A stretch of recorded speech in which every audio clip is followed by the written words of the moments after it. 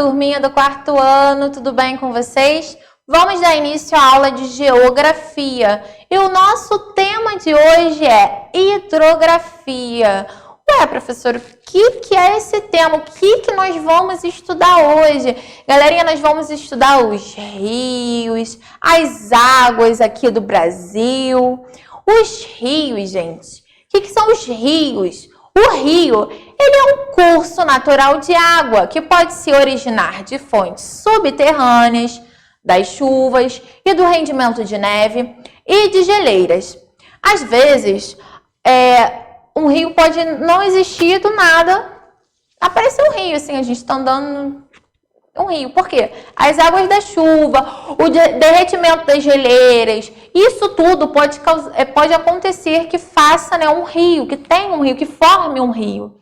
O estudo dos rios, dos outros corpos de água, é chamado de hidrografia. Então, na aula de hoje, nós vamos estudar a água, a hidrografia. Alguns rios, eles secam naturalmente durante o período do ano. Eles são chamados de rios temporários. Então, assim, pode acontecer por causa de secas, né, por causa do clima, da temperatura, que aquele rio não seja eterno, aquele rio ele fique seco durante um tempo. E esse rio, ele é chamado de rio temporário. Esses rios geralmente ocorrem em áreas muito frias ou áreas mais áridas, onde há longos períodos sem chuvas. Então, quando fica sem chuva, esse rio, por muitas vezes, pode naturalmente desaparecer. Aí tem a imagem, né, do Parque dos Rios Campo Largo em período de seca no município de Casa Nova, no estado da Bahia, em 2015, aqui no Brasil. A maioria dos rios brasileiros, galera, eles nunca secam. Ou seja, apesar de poderem apresentar fases de maior ou menor fluxo de água, esses rios são contínuos e por isso são chamados de rios permanentes ou rios perenes. Então preste atenção, no Brasil quase nunca secam e os rios que são fixos, né, digamos assim, são chamados de rio permanente. Aí tem o exemplo de o Rio Formoso, é um rio perene, município bonito do estado do Mato Grosso do Sul. Essa foto foi tirada em 2018. Inclusive, essa imagem é muito legal, né? Esse rio é bem bonito. Os rios e as atividades humanas. Nós vamos falar um pouquinho sobre o que o rio influencia na atividade humana e assim vai. As atividades dos seres humanos também podem alterar as características naturais dos rios. Então, assim, como o ser humano ele pode influenciar o rio? Gente, tem pessoas que moram num lugar que eles precisam se transportar, né, de um lugar para o outro por meio dos rios. Então, esse rio ele é muito usado. A pessoa vive da pesca, então ele precisa do alimento que esse rio fornece. E assim vai. A canalização de rios urbanos, o desvio de água para a agricultura e a construção de represas são exemplos dessa interferência humana sobre os rios. Então, às vezes, as pessoas pegam para irrigar a agricultura a água desses rios e acabam alterando esses rios. Para armazenar água em uma represa, é preciso construir uma barragem que interrompe o fluxo natural do rio e acumule água, formando um lago artificial. Então, a quantidade de água que sai desse lago e dá continuidade ao curso do rio é controlada e, em períodos de seca, pode ser insuficiente para manter esse rio vivo.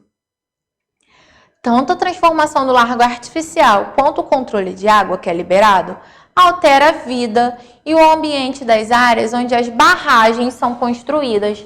Então, a ação humana ela acaba influenciando de um modo negativo a vida desse rio, digamos assim. A divisão hidrográfica brasileira. Será como que é dividido essas águas, esses rios aqui no Brasil? Vamos lá. O conjunto de terras banhadas por um rio Principalmente seus afluentes são chamados de bacia hidrográfica. No Brasil, as bacias hidrográficas estão agrupadas em regiões hidrográficas. Eu coloquei o esquema de mapas aí para você. Aí tem todas as regiões hidrográficas do Brasil.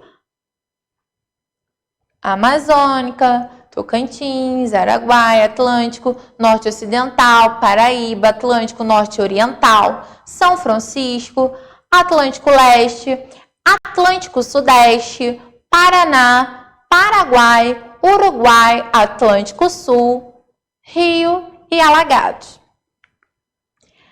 A influência do relevo no rio. Lembram na aula passada que nós estudamos sobre o relevo? Será que esses relevos, eles influenciam nos rios? Vamos ver? Há rios que atravessam terrenos irregulares e, por isso, apresentam quedas d'água. Esses rios são chamados de rios planalto. Neles, a construção de barragens para reter a água, ela é facilitada pelo terreno acidentado. Ou seja, a água represada pode ser utilizada para suprir as necessidades da população, a indústria, a parte agropecuária e para a geração de energia elétrica em usinas hidrelétricas. Há também os rios de planície.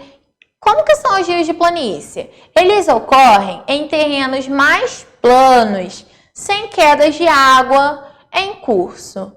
A inexistência de obstáculos no relevo desses rios facilita a navegação de pescadores, o transporte de pessoas que moram em lugares que precisam estar fazendo essa transição de lugar pelos rios. Vamos lá. Vocês sabiam, galerinha, uso e preservação da água no Brasil. Cerca de 70% de toda a água doce consumida no Brasil, ela é utilizada para irrigar as plantações. A indústria consome cerca de 10% dessa água. O abastecimento humano e outras atividades consomem os 20% restantes. A água, ela é um recurso natural fundamental para a vida humana, para nós seres vivos. Para garantir o seu abastecimento, é necessário cuidar dos rios, proteger as nascentes, eliminar os desperdícios e evitar que substâncias tóxicas ou poluentes, como agrotóxicos e resíduos industriais, atinjam o corpo das águas. Então fica a dica para vocês. É importante a gente preservar sempre o nosso ambiente, porque principalmente as águas, pois nós necessitamos deles. A água é uma fonte de sobrevivência do ser vivo, do ser humano. Tá? Agora nós vamos fazer as atividades baseadas em tudo que nós vimos. Vamos fazer as atividades da página 17, 18, 19, 20 e 21. Um beijo e até a próxima aula.